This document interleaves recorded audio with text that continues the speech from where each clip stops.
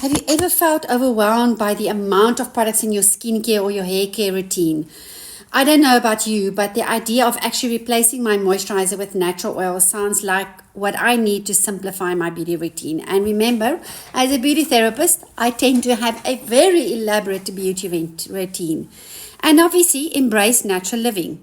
So, according to Cosmetic Trends reports, minimalist and organic skincare and hair care routines are actually gaining serious momentum.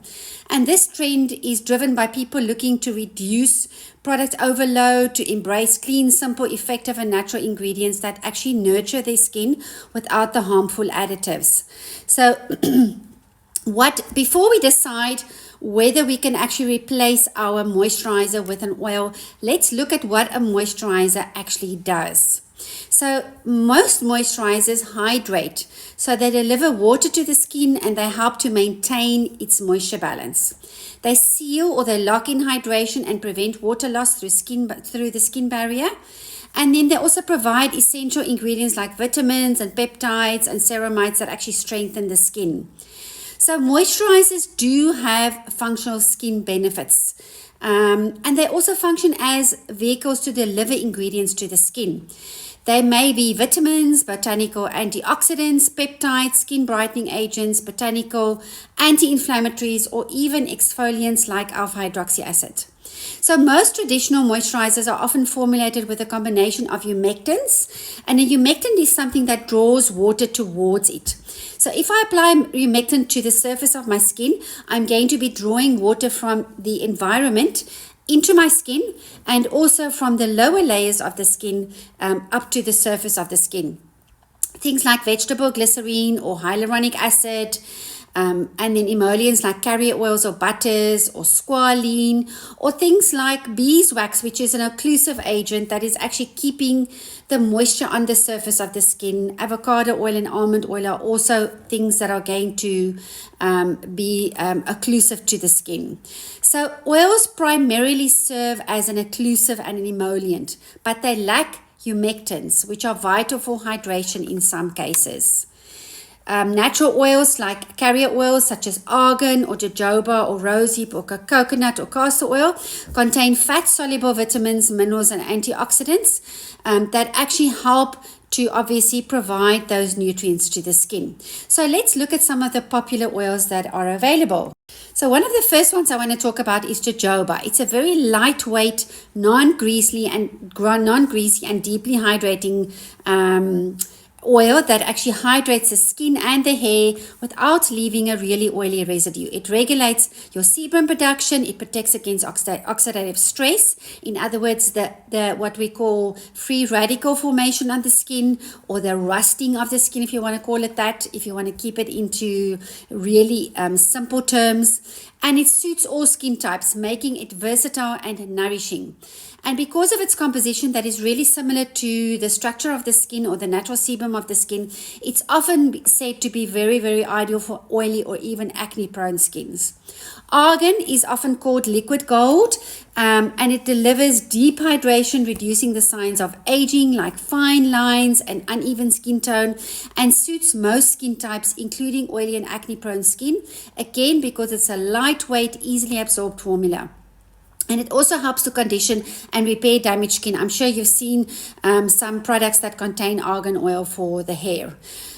Coconut oil is rich in fatty acids, which help to restore moisture, to leave the skin soft and the hair really shiny. However, it can sometimes be a bit comedogenic, meaning it may clog the pores, especially for those for oily and acne-prone skin. Now, that is normal coconut oil. That is not fractionated coconut oil. Fractionated coconut oil, again, goes through a whole process where it actually makes it a little bit more liquid, and it doesn't go hard when it gets cold outside, so it stays liquid. Your coconut oil is a great alternative to consider if you want to use it. However, things like babasu oil is a really good one to use instead of your coconut oil, because it has similar nourishing benefits without the risk of actually being comedogenic. Let's talk about rosehip oil. I love rosehip oil in my serums. It supports skin regeneration and addresses discoloration, so any pigmentation of the skin. It's anti-inflammatory. It helps heal scars. It's an antioxidant which protects against that environmental damage. Plus, it's a versatile natural remedy for dry skin, hair, and nails. Then our castor oil. Again, castor oil is one of those ones that we all know about. It deeply hydrates the skin and promotes hair growth, making it a popular choice for both skin and hair care. It's especially effective for dry or irritated skin, offering soothing relief as it also has anti-inflammatory properties. It can be a little bit thick, so very good to actually combine it with, say, jojoba, which is a little bit lightweight.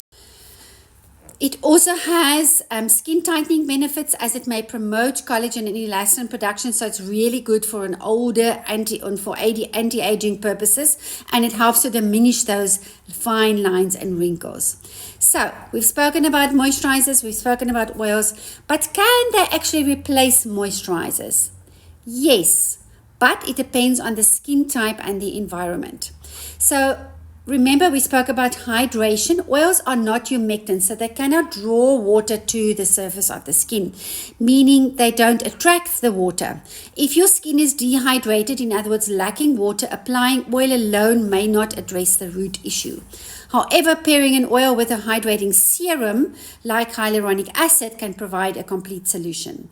Something that you must also remember, that if your skin is dehydrated, sometimes it doesn't have the oil to actually prevent the water that is just evaporating from the skin. So then an oil is really, really good. So I like to combine the two, to use something that is moisturizing, but also something that can prevent, or a little bit more occlusive, that can prevent that water from being dissipated from the skin. So skin type actually matters. If it's a dry skin, oil can be a fantastic addition to a routine, but may not actually replace a rich humectant-filled cream. Then oily or acne-prone skin, lightweight oils such as squalene or jojoba are less likely to clog the pores and can actually replace moisturizers in some cases.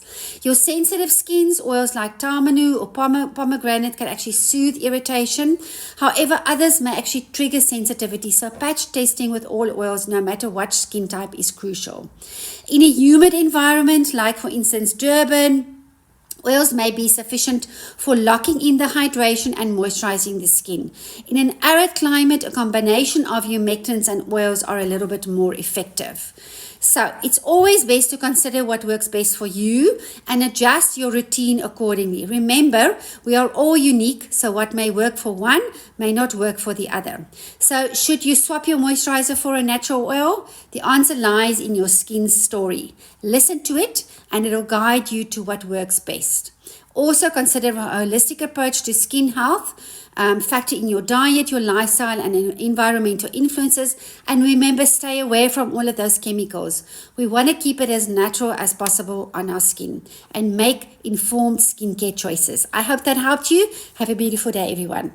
So one of the first ones I want to talk about is jojoba. It's a very lightweight, non-greasy and deeply hydrating oil that actually hydrates the skin and the hair without leaving a really oily residue. It regulates your sebum production. It protects against oxidative stress. In other words, the what we call free radical formation on the skin, or the rusting of the skin, if you want to call it that, if you want to keep it into really simple terms.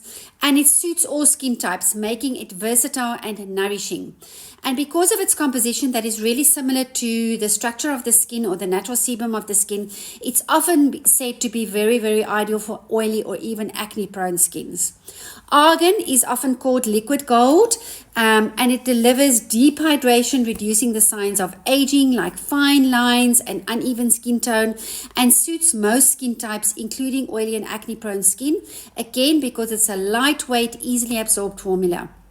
And it also helps to condition and repair damaged skin. I'm sure you've seen some products that contain argan oil for the hair. Coconut oil is rich in fatty acids, which help to restore moisture, to leave the skin soft and the hair really shiny.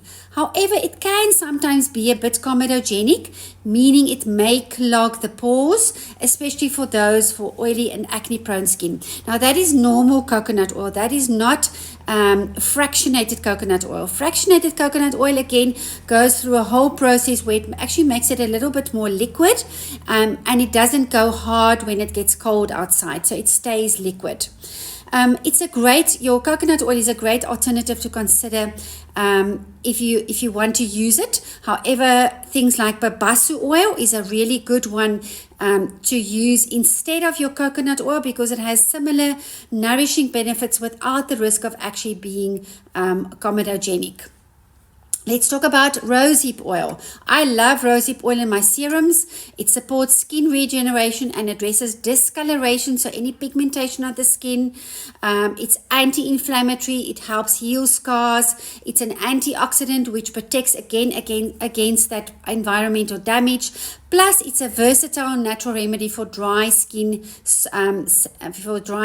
hair, and nails. Then our castor oil. Again, castor oil is one of those ones that we all know about. It deeply hydrates the skin and promotes hair growth, making it a popular choice for both skin and hair care. It's especially effective for dry or irritated skin, offering soothing relief as it also has anti-inflammatory properties. It can be a little bit thick, so very good to actually combine it with, say, jojoba, which is a little bit lightweight. Your castor oil also has